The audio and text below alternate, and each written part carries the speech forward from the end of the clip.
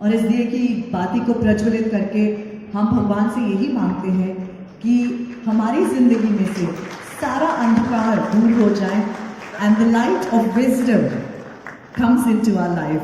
This light is also associated with a brighter future, with the light of enlightenment, the light that brings happiness, success and prosperity.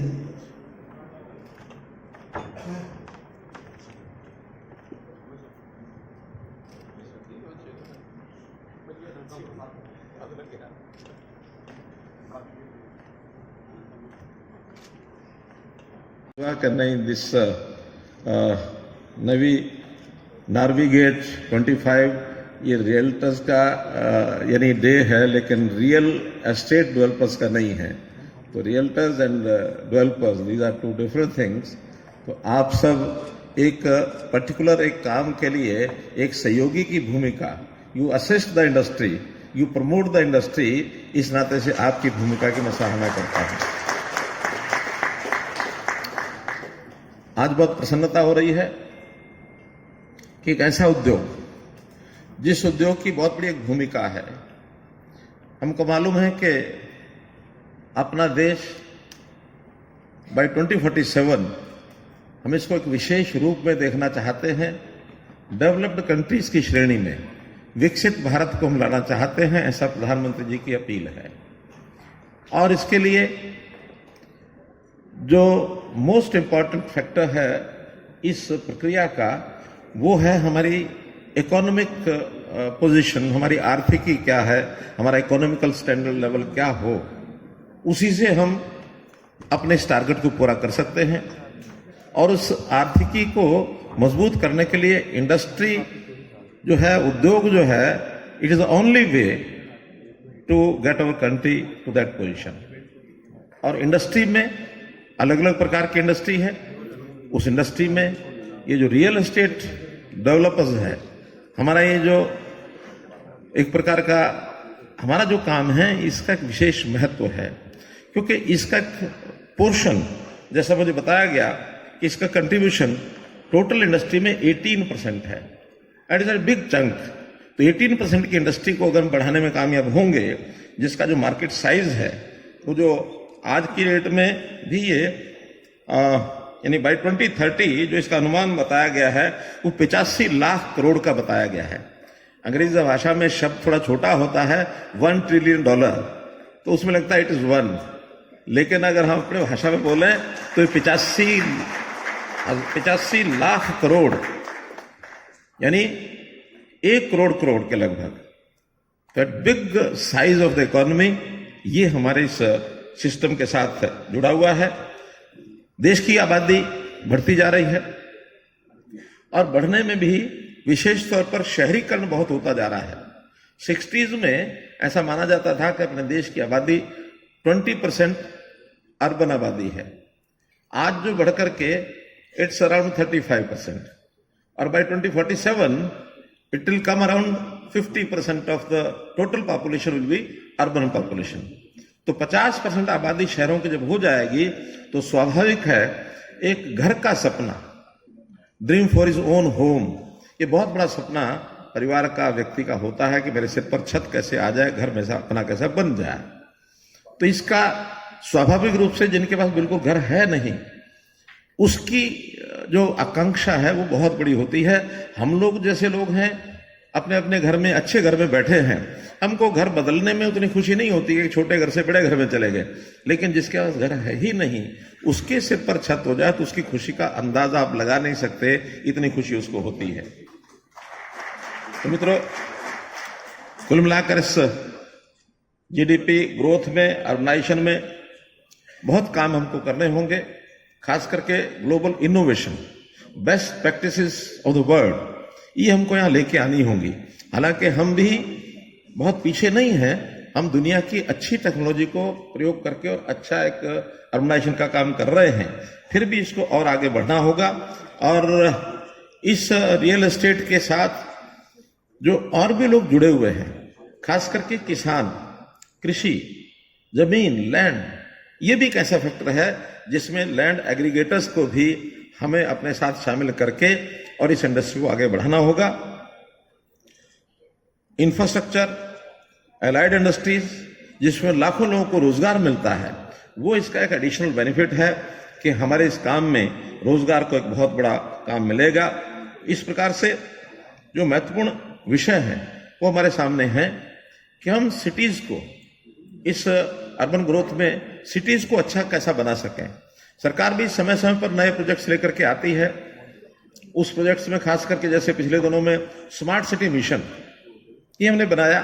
तो smart city mission का अर्थ ये नहीं था कि हर एक city को हम स्मार्ट सिटी के इन टोटलिटी में सब काम सरकार कर पाएगी।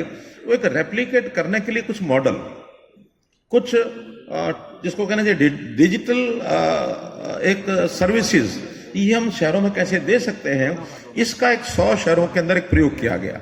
Minister Khattar Saab is here with us today. Khattar Saab, very warm welcome to you, and we are really grateful to you that you have spared time to be with us today. It will encourage us and motivate us to do a lot more for the industry that we have been doing. As you all know, the Parliament session is on, and his time is really valuable, so I'll run through what we need to do is to hear him more than hear us. Thank you for all the foreign delegates who are here to join us in this celebration of organized reality in India. We are always grateful to our various sponsors who make all these events possible, and thank you very much to all sponsors.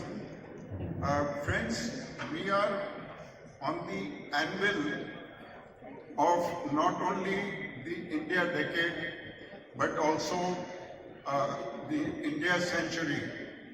In the very short term, what we can see is that, sir, we at the moment constitute about 7.3% of the GDP, and by 2047, which the Prime Minister says will be Vikasit Bharat, we will be 15.5% of the GDP.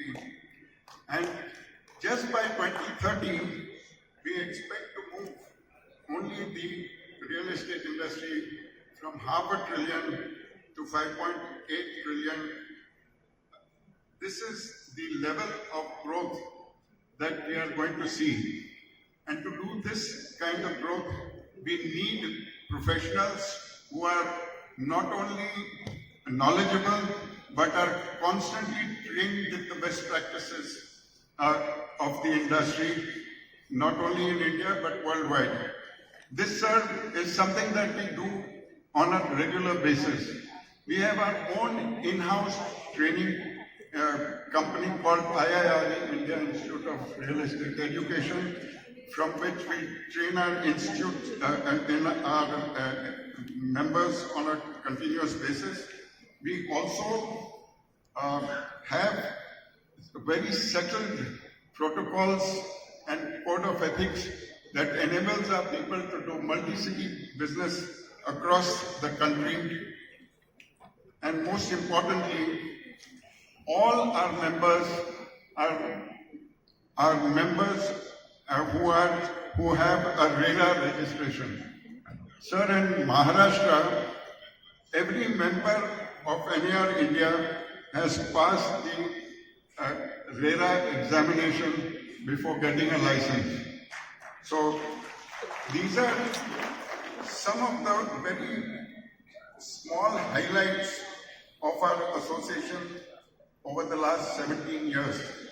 Last evening, we had just concluded the 75th governing body meeting of NAR India, and today we are celebrating not only the 17th convention, but also the Realtors Day, which is something that was started by our past president. Projects in 100 cities में जो मंजूर किए गए उनको पूरा करवाया जा रहा है। बहुत 95% पूरे हो गए, 5% इज लेफ्ट आउट, वो अगले 6 महीने में सारे पूरे हो जाएंगे। लेकिन स्मार्ट सिटी की कल्पना इसलिए थी कि हम उसके आधार पर अपने शहरों को बहुत एक अच्छा स्वरूप दे सकें। एक आवश्यकता अपने यहाँ की है कि बहुत सिटीज ऐसी हैं एज ओल्ड एज 100 ईयर्स यानी 200 ईयर्स भी पुराने शहर बीच बीच में बनते रहते हैं, बीच बीच में नए आते रहते हैं, लेकिन लोकेलिटी अनप्लैन्ड लोकेलिटी है, वहां भी उनका रहना जो है बहुत कोई अच्छा संतोषजनक नहीं कहा जा सकता। तो ऐसी रीडेवलपमेंट ऑफ दो सिटीज ये अपने आप में काम है। ऐसे ही बहुत से बाहर से जो लोग आते हैं शहरों के अंदर अपने रोजगार के लिए, वो कहीं ना कहीं इलीगल एनक्रोचमेंट करते हैं, झुग्गी झोपड़ी बना के बैठते हैं। एक तरफ तो हमारी हाई लेवल की इस प्रकार की बिल्डिंग्स, हाई राइज बिल्डिंग्स हैं, उसमें सरकार भी नई योजनाओं के साथ उन सहायता करती है। जैसे प्रधानमंत्री आवास योजना, इसके अंदर 4 वर्टिकल लिए गए हैं, वो बहुत गरीबों के लिए भी हैं। जिनको अपना मकान नहीं चाहिए वो रेंटल हाउसिंग स्कीम में भी मकान अपना ले सकते हैं। तो ऐसे रियल एस्टेट डेवलपर्स को भी कहा है कि वो अपनी प्लान में जमीन अपने पास अगर है तो एक रेंटल हाउसिंग स्कीम के अंतर्गत भी मकान बनाएं, ताकि जो मकान अपना नहीं लेना चाहता, उसका स्टेबिलिटी उसकी नहीं है, एक जगह वो रहता नहीं है, आज काम यहाँ करता है कल दूसरी जगह करता है, तो इस वर्टिकल का भी लाभ ये उनको हो सकता है। तो कुल मिलाकर इन सब विषयों में हम लोग आगे बढ़ रहे हैं और इसके लिए गवर्नमेंट की पॉलिसीज, इनिशिएटिव्स ये भी हम लगातार करते हैं, बढ़ाते हैं। उसमें आप जैसे लोगों का सुझाव मिलते हैं, सहयोग मिलता है, तो उसको और जरा धारदार उन पॉलिसीज को बनाया जा सकता है।